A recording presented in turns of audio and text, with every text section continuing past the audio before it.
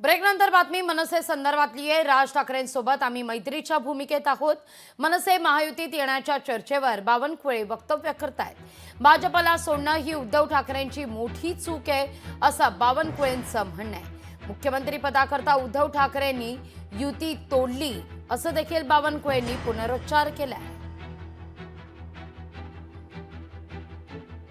राजसाहेबांबद्दल पहिल्यापासूनच आम्ही मैत्रीच्या भूमिकेत आहोत। व्यक्तिगत संबंधातूनही आणि वैचारिक संबंधातूनही माननीय राजसाहेबांनी वैचारिकदृष्ट्या कधीही भारतीय जनता पार्टीच्या विचाराच्या विरुद्ध लढाई केली नाही।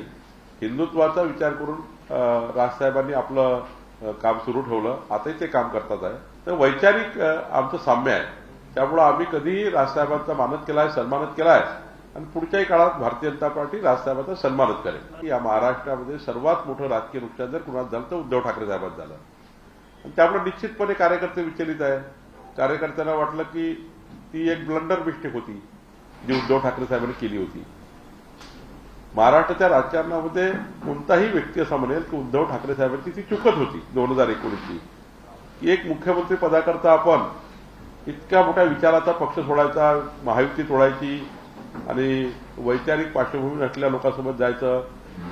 त्यामुळे ती ब्लंडर मिस्टेक होती। ती आता कार्यकर्त्याला कळत आहे की ही ब्लंडर मिस्टेक उद्धव ठाकरे साहेबांनी केली आहे आणि आता ती पुन्हा मिस्टेक होऊ नये, त्यामुळं पुन्हा आपला पक्ष एकटा लढून पुढे न्यायचा। ही कार्यकर्त्याची भावना काही चूक नाहीये।